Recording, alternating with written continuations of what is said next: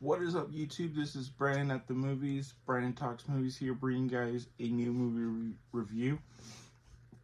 I'm reviewing Saw 10. It's my third viewing of this film, and it's the first Saw film I'm reviewing for the channel. Considering it's brand new, I might as well talk about it. So yeah, this is a movie that it was one of my most anticipated horror films of the year. This is a film that I was just really excited for because I'm a big Saw fan. I don't know if I'm as big. There's probably more bigger Saw fans than me. I think. But what I really like about this series and I think a lot of people put this in the torture porn category. And yes, they do show blood. There is, you know, those kind of acts in this film, but I don't consider these torture because there is a story being told in all these films. Now, if you want to consider them good stories or convoluted stories, sure, and there's some are better than others, yes. But there's a story that's not just all about the kills, because it's not strict. Like, it goes back and forth with, like, there's melodrama with, like, Detective Hoffman in 4, 5, and 6 and 7. So there is stuff going on that just, and it, again, like, the plots can get convoluted and some of them can get really confusing. So Saw 10 tells the story of John Kramer. We're following John Kramer, who, he's sick. He has cancer. He doesn't have much to live. He finds out that there's a procedure that could save his life, but eventually he ends up finding out that it was just a hoax. It was just the people were scamming him, and now he wants to put them in a game to test them and see if they have the will to live, pretty much, along with him and Amanda. And this is just such a great. This is a really damn good film. It is my favorite of the Saw franchise, hands down. After seeing the third time, it is my favorite film of the year. Now, I know people are going to say favorite film of the year. You're not saying Oppenheimer or a few other titles. I'm not saying it's made better or better than that, but for me, it's my favorite of the year because of what the story does and how connected I am to this franchise. As a horror fan, to me, that just, because how good this movie was, and I love this, and the Saw franchise I think has been really good. I think there's only been really 2 movies that really kind of hurt, or well, one really hurts. The other one is just like so rushed and so like it needed another movie to breathe, and it was planned as that. So the one movie I go back now and think it didn't want to be a Saw movie is Jigsaw. Look, that was supposed to kind of be a soft reboot in a way, but in a way it still tries to connect. And it's just the reason why I don't like that movie as much. I like the new apprentice. I can't remember. I liked him. I didn't mind him. I thought to see him again, I wouldn't be too upset. But the thing is, I don't think the overarching. I just, the look of the film, it just feels so clean, and I know some people appreciate that, but I don't know. I'm sorry, it needed a little more grunge to, like, how these other. You didn't have to do the same thing. And even Kevin Brewer, who directed Saw 10, 6, and 7, who's been an editor for all the films, was an editor on Jigsaw, which, you don't see any of the things you see in a Saw film, which I think is a very important thing to a degree. And I'll get to this, the other spin-off, the spin-off film, pretty much. But what Jigsaw and there's so many, there's shots of these and there's probably plot holes. There's plot holes. There's just the look of the film. It doesn't feel like a Saw film. It's afraid to be a Saw film in a way. They were really trying to sell this to a general audience, saying, "Hey, here's a Saw film for you," and it's like, no, that's not how it works. And a lot of the characters are just not likable. Honestly, the only characters I think you like are Eleanor and, Matt Passmore's character. And I can't remember his name for some reason. I just rewatched it too. Well, that just kind of tells you. But those are the two people that I liked in the film. Everyone else is not likable, especially the people in the traps. And it's just a movie that just... Anyway, I'm going on a rant, but... And then you had Spiral, which I think was a good spinoff, and I think what made that work for me is also because it still had kind of a colored tone to it, where it did feel like it was part of Saw, but it was still doing its own thing. Chris Rock gave a good performance, I think. Considering he's just been known as a comedian, I think he does give that try hard a little too much with the face and with his faces and trying to be tough. But I appreciate the effort instead of just half-assing it or just be all comedy throughout the film. But what doesn't work for that movie is the twist, and then the voice of the little pig, supposed to be another type of Billy. It didn't work for me. But what Saw 10 does was something I think some people wanted to see, was a John Kramer led film. And Tobin Bell is just incredible. I mean, he is in there, he's working his ass off here. He is what Tobin Bell brings is this charismatic likability to John Kramer, which when you think about a character like this, you shouldn't really like him. And again, he's still a villain, but he has his reasons. He's seen himself as he's helping. He's doing good. He's not, killing people. And I really think that's a very interesting character arc for a villain like John Kramer, because it's not just black and white here, because you can see why he does this, and you can see now in other movies some of the traps with some of those people may not have been as warranted, but the purpose was to get them to appreciate life better. Now this is one where I think a lot of people would agree that these people deserve what they were doing, scamming these people who were sick, giving them false hope, and just for them to eventually probably die, and just they're reaping the rewards. And it's just really the main villain of this film. She is, you do not like her. She from the beginning, I didn't trust her. And I think we all knew going into that, we knew but man, she is not likable. And that's a good thing, because you don't want to like this character. And, but what makes Tobin Bell's John Kramer so interesting is that he wants to still give everyone a chance.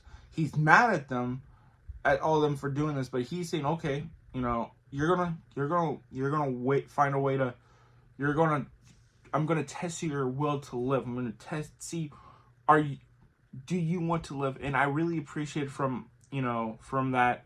And even Amanda, it was also so nice to see Shawnee Smith in this role again, but in a much more, it's really before her, and this is supposed to be set between Saw 1 and Saw 2. And so before Saw 3, which is where she gets more antagonistic. And that's that's because of really the blackmail of Hoffman that you realize in Saw 6. But you do like her here. It feels like it's been a little bit since she's acted, so there's some things where she's like, performance wise, I think she's still there. There's a couple, I think, lines she did in a different way maybe than probably expected, but I think she did a pretty good job here. I think everyone in the traps, I think, did a good job in their acting performance. Especially Mateo, I think, in terms of emotionally and just how he's freaking out, and he gave really good. The girl who played Gabriella was a really well, also emotional. Like, she played the drug addict part real well, and that's how she also connects in a way with Amanda, because she's the one Amanda feels. You could see throughout the film where you understand where Amanda's coming from with Gabriella, but you get what John's saying is like, she has the free will. She needs to be able. She has to be tested. She needs to, besides the, being a part of this con, and he wants to, at least with her, he wanted to believe Gabriella not being, she didn't mean anything, kind of thing in the film. And I think I think John does want to see people live. I don't think he wants people to die. But it's about all these people making their choice and not willing. When you watch this film, you're like, you do get frustrated with these people. It's like, stop taking your time. Do what you have to do when you're in a situation. It's like, you live or you die. You have to make that choice. And you're not, and some of these people, like Gabriella, throughout in the film, she goes for it. Like, to be fair, she probably did have the easier, well, no, not the easiest trap. In terms of, like, she didn't have a time limit. And, and she only had to get rid of, like, 2 things she was being held on to. But she was dealing with this big light. It's supposed to be a reflection of radiation and stuff like that. So it might probably have been a lot worse compared to what the other 2. It's hard to say which is worse because she's being hanged while this, it's like, it's hard to tell, like, compared to someone having to cut off their leg. So I would assume it's a little worse with the other 2 and having to dig through your brain. So I think those 2 are worse because you have to do a lot more than just hitting your hand. But they're all equally messed up, though probably the radiation one is not as messed up in terms of those other 2. But yeah, this is just a really and you get, I think the biggest thing about this movie is the story, the character-driven nature. And I think there was someone I seen said that it's like, wow, people didn't get that with other films. And to be honest, like, I think Saw 3 and Saw 2 are the other ones you would say character development-wise you get with John Kramer. The other ones you sprinkle him here and there, so it's hard for people, I think, to get into those stories when John is it's a flashback stuff. So it's hard to say those are completely like what this is trying to do, even though it's maybe 20 to 25 minutes of it, and then the rest is what Saw is. But I think they do a really good job at it. They do tell this story really well. And how you were invested, and it's just Kevin and his team do a really good job on bringing this story to life. The bring back the way it's edited, the way it's the score, the adding a little more to the score, and then adding new score, some other new things. The color grading, just the way Saw film's supposed to look with the green and the orange and the red. It is just such a beautiful looking film. Like, that's what a Saw movie is supposed to be. Now, this was the biggest complaint with Spiral, because it still didn't feel as much as a Saw film, even though that was directed by Darren Lynn Bousman, who did Saw 2, 3, and 4. So it's kind of interesting, even though I still think they got some of the coloring choices right in that film.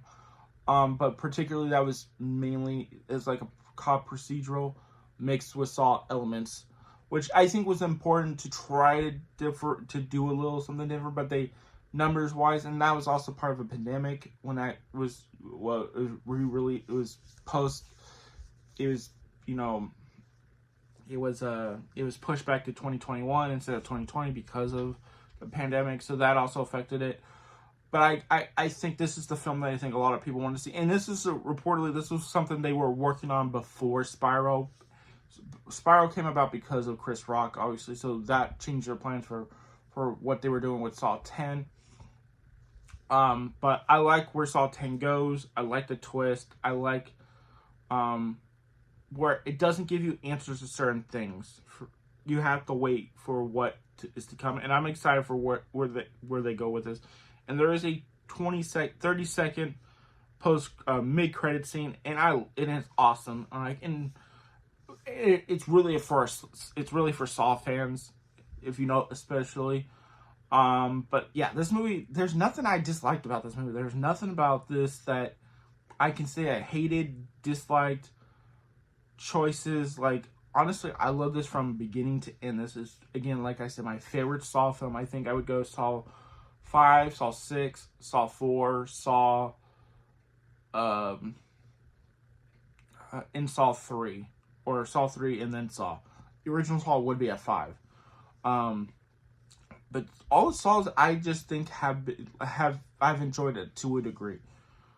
Outside of, but again, like I said, I come back to Jigsaw. I think it's the weakest one because it feels like it doesn't want to be a Saw film in a way because the way it looks, and I just feel like when you, and from what I've heard about that, the directors, the Spielberg brothers, and that was the only one that's the only person in this film to direct that wasn't a part of this Saw film franchise, like, which is kind of crazy it was really weird. That's telling you they wanted to go outside the box. And these are the guys who brought you a zombie film back in 2001 or 2003 was called Undead, and they did a vampire movie called Daybreakers, one of the most underrated vampire movies you'll ever see. They did this, and then they did this supernatural about this house. Man, I can't remember. That's kind of how forgettable the movie was, but that was their passion project from what I've heard.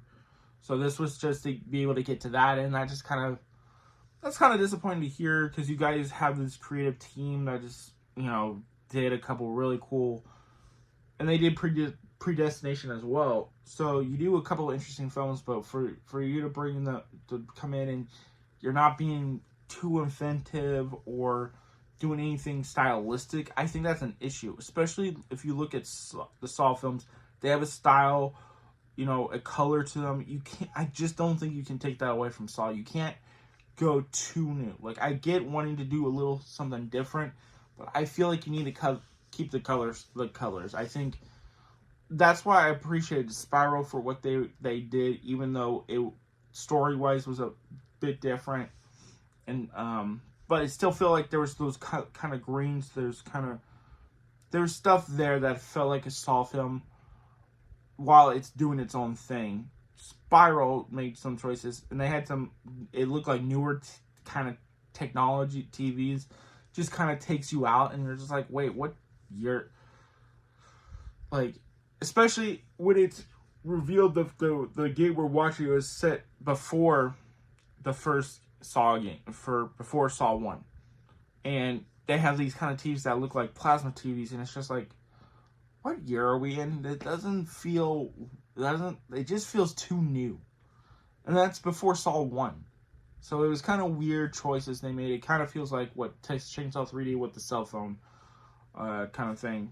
They're saying it's this time period, but then it's actually not. It's modern time, but anyway. So that's it. That's my review for Saw 10. It's, again, like I said, it's one of my favorite movies of the year. It is my favorite horror film of the year.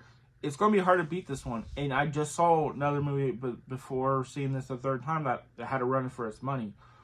But this one still really works, really hit hard for me. I'm just excited for where this franchise goes next. So yeah, let me know what you guys thought of this down below.